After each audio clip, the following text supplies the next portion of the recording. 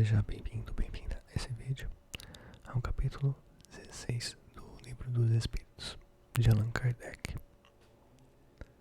Eu falei Livro dos Espíritos? Não é. É o Evangelho segundo o Espiritismo, de Allan Kardec. Capítulo 16, parte 1. Esse capítulo aqui talvez eu divida em duas partes, que é um pouco maior. Não se pode servir a Deus e a Mamon. Salvação dos ricos, preservar-se da avareza, Jesus em casa de Zaqueu, parábola do mal rico, parábola dos talentos, utilidade providencial da riqueza, provas da riqueza e da miséria, desigualdade das riquezas, instruções dos espíritos, a verdadeira propriedade, emprego da riqueza, desprendimento dos bens terrenos, transmissão da riqueza, salvação dos ricos. Ninguém pode servir a dois senhores, porque ou odiará a um e amará a outro, ou se prenderá a um e desprezará a outro. Não podeis servir simultaneamente a Deus e a Mamon. São Lucas capítulo 16, versículo 13.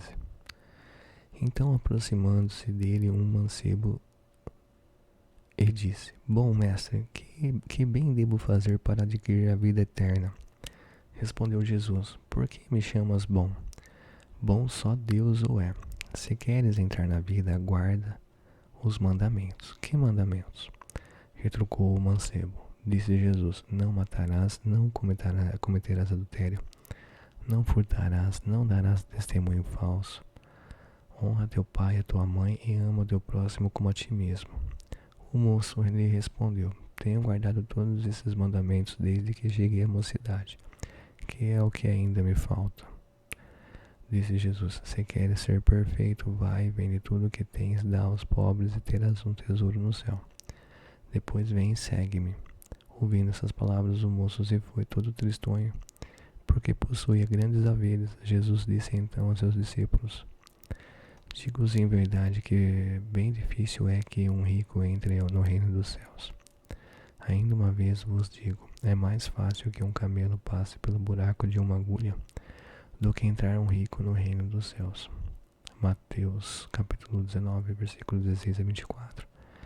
Lucas capítulo 18, versículo 18 a 25. Marcos capítulo 10, versículos 17 a 25. Abrindo parênteses aqui, uma pessoa que foi muito rica, segundo a história, foi Siddhartha Gautama, que é o Buda. Ele foi um príncipe, né? Provavelmente era rico. E era filho de um rei, né? E ele largou tudo para seguir aí o caminho da iluminação. São alguns casos aí da história da humanidade. Voltando aqui. Preservar-se da avareza. Então, no meio da turba, um homem lhe disse: Mestre, dize a meu irmão que divida comigo a herança que nos tocou. Jesus lhe disse: Ó homem, quem me designou para vos julgar ou para fazer as vossas partilhas? E acrescentou: Tendo cuidado de preservar-vos de toda a avareza, seja qual for a abundância em que o homem se encontre. Sua vida depende dos bens.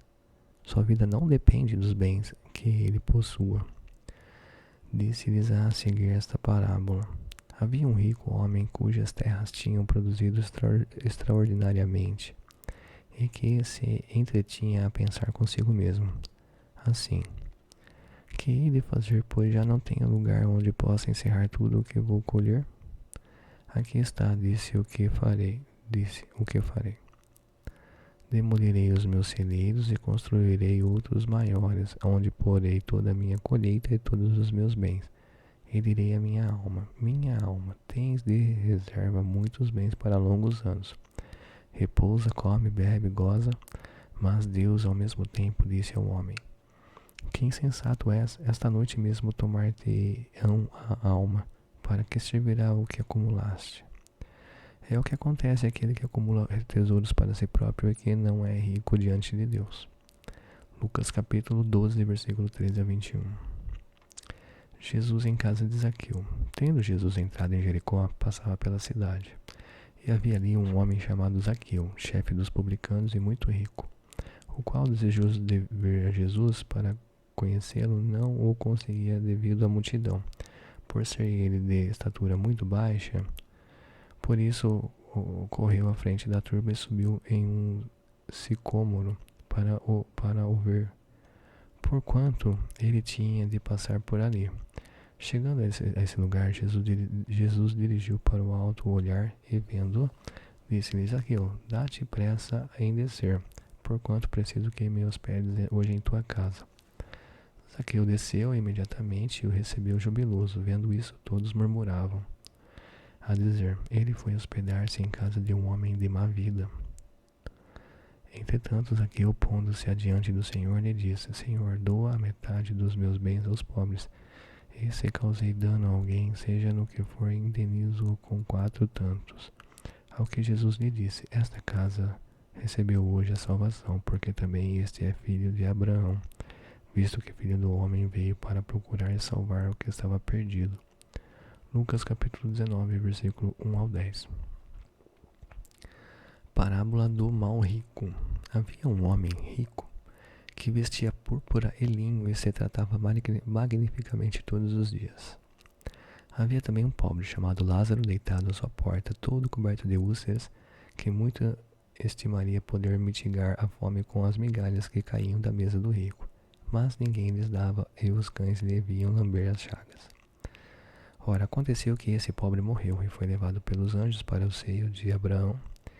O rico também morreu e teve por sepulcro o inferno. Quando se achava nos tormentos, levantou os olhos e via de longe Abraão e Lázaro em seu seio e, exclamando, disse essas palavras: Pai Abraão, tem piedade de mim e manda-me Lázaro a fim de que molhe a ponta do dedo na água para me refrescar a língua, pois sofro de horrível tormento nestas chamas. Mas Abraão lhe respondeu: Meu filho, lembra-te de que recebeste em vida teus bens e de que Lázaro só teve males. Por isso ele agora está na consolação e tu nos tormentos. Ao demais, existe para sempre um grande abismo entre nós e vós, de sorte que os que queiram passar daqui para aí não o podem, como também ninguém pode passar do lugar onde está para aqui. Disse o rico: Eu te suplico, pai Abraão, que o mandes à casa de meu pai, onde tenho 5 irmãos, e dar-lhes testemunho destas coisas, a fim de que não venham também eles para este lugar de tormento. Abraão lhe retrucou: eles têm Moisés e os profetas que os escutem. Não, meu pai Abraão, disse o rico. Não, meu pai Abraão, disse o rico. Se algum dos mortos for ter com eles, farão penitência. Respondeu-lhes Abraão: se eles não ouvem a Moisés, nem os profetas, também não acreditarão ainda, mesmo que algum dos mortos ressuscite. Lucas capítulo 16, versículos 19 a 31. Parábola dos talentos. O Senhor age como um homem que, tendo de fazer longa viagem fora do seu país, chamou seus servidores e lhes entregou seus bens. Depois de dar 5 talentos a um, 2 a outro e um ao outro. Não entendi aqui. Depois de dar 5 talentos a um, 2 a outro e 1 a outro, a cada um segundo a sua capacidade, partiu imediatamente. Então o que recebeu 5 talentos foi, se negociou com aquele dinheiro e ganhou 5 outros. O que recebera 2 ganhou do mesmo modo outros tantos. Mas o que recebera 1 cavou um buraco na terra e aí escondeu o dinheiro de seu amo. Passado longo tempo, o amo daqueles servidores voltou e os chamou às contas. Veio o que recebera 5 talentos, ele apresentou outros 5, dizendo: Senhor, entregaste-me 5 talentos, aqui estão, além desses mais 5 que ganhei. Respondeu-lhe o amo: servidor bom e fiel, pois que foste fiel em pouca coisa, confiar-te-ei muitas outras, compartilha da alegria do teu senhor. O que recebera 2 talentos apresentou-se a seu turno, ele disse: Senhor, entregaste-me 2 talentos, aqui estão, além desses 2, mais 2 que eu ganhei. O amo lhe respondeu: bom e fiel servidor, pois que foste fiel em pouca coisa, confiar-te-ei muitas outras, compartilha da alegria do teu senhor.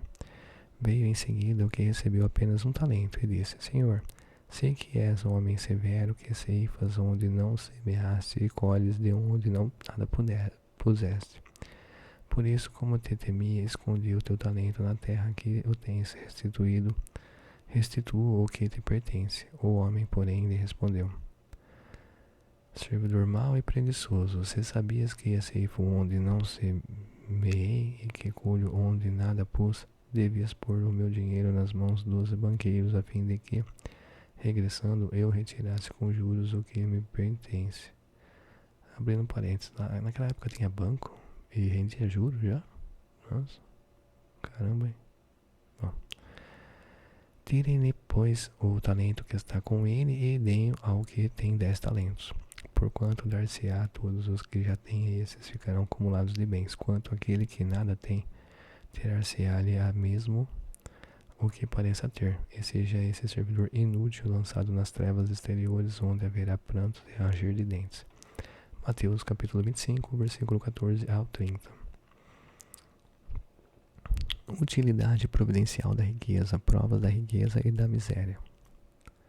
Se a riqueza houvesse de constituir obstáculo absoluto à salvação dos que a possuem, conforme se poderia inferir de certas palavras de Jesus, interpretadas segundo a letra e não segundo o Espírito, Deus que a concede teria posto nas mãos de alguns um instrumento de perdição, sem apelação nenhuma, ideia que repugna à razão, sem dúvida pelos arrastamentos a que dá a causa, pelas tentações que gera e pela fascinação que exerce.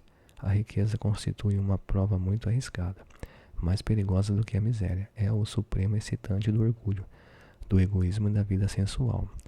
E o laço mais forte que prende o homem à terra, ele desvia do céu os pensamentos. Produz tal vertigem que muitas vezes aquele que passa a miséria à riqueza esquece de pronto a sua primeira condição, os que com ele a partilham, os que o ajudaram, e faz-se insensível, egoísta e vão. Mas do fato da riqueza tornar difícil a jornada, não se segue a que a tome impossível e não possa vir a ser um meio de salvação para o que dela sabe servir-se, como certos venenos podem restituir a saúde se empregados a propósito e com discernimento. Quando Jesus disse ao moço que alguém inquiria sobre os meios de ganhar a vida eterna, desfaça-te de todos os teus bens e segue-me, não pretendeu de certo estabelecer como princípio absoluto que cada um deva despojar-se do que possui e que a salvação só a esse preço se obtém, mas apenas mostrar que o apego aos bens terrenos é um obstáculo à salvação. Aquele moço, com efeito, se julgava quite porque observara certos mandamentos e, no entanto, recusava-se à ideia de abandonar os bens de que era dono. Seu desejo de obter a vida eterna não ia até o extremo e adquiri-la com sacrifício. O que Jesus lhe propunha era uma prova decisiva, destinada a pôr a nu o fundo do seu pensamento.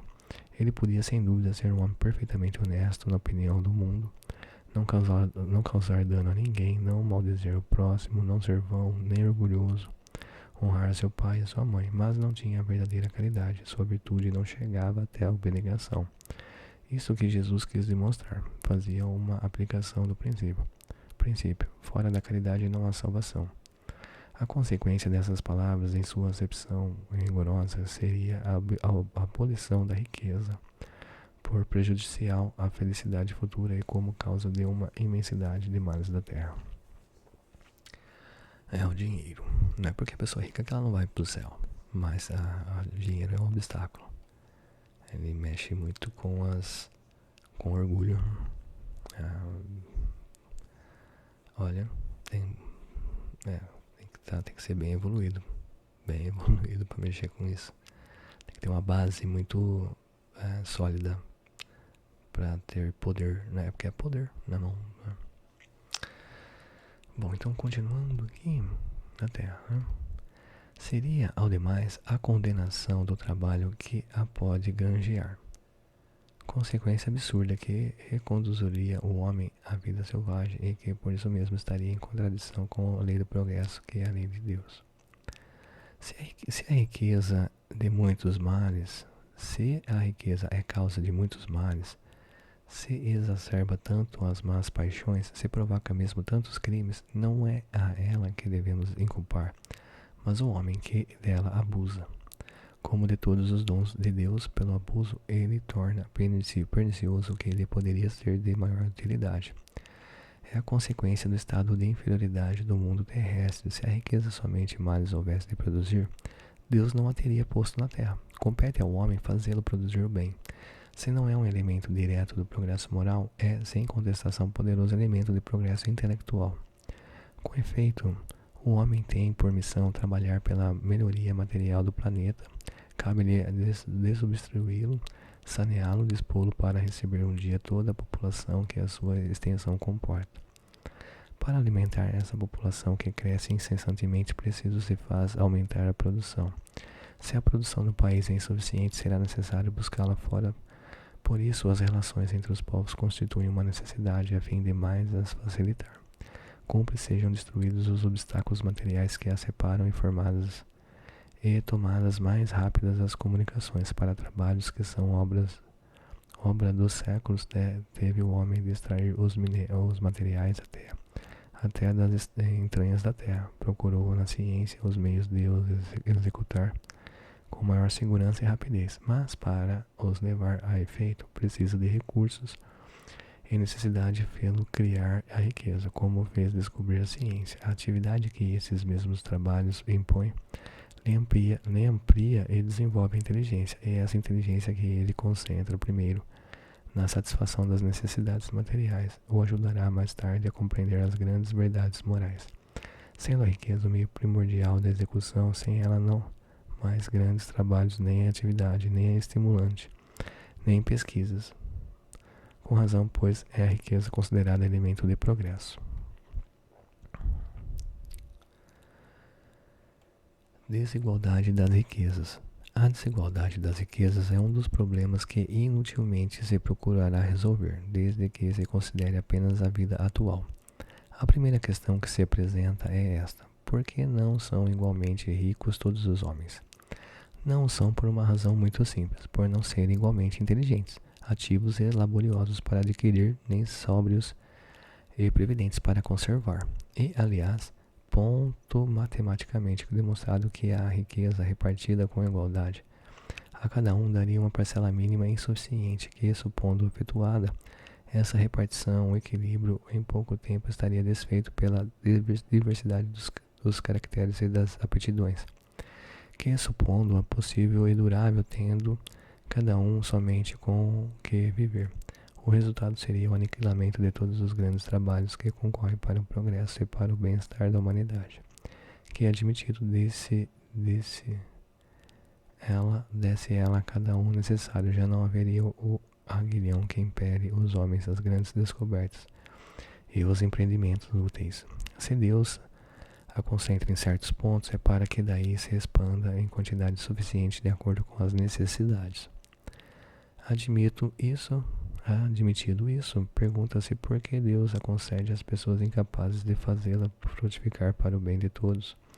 Ainda aí está uma prova da sabedoria e da bondade de Deus, dando-lhe o livre-arbítrio, quis ele que o homem chegasse, por experiência própria, a distinguir o bem do mal, e que a prática do primeiro resultasse de seus esforços e de sua vontade. Não deve o homem ser conduzido fatalmente ao bem, nem ao mal, sem que o que não mais fora senão instrumento passivo e responsável com os animais.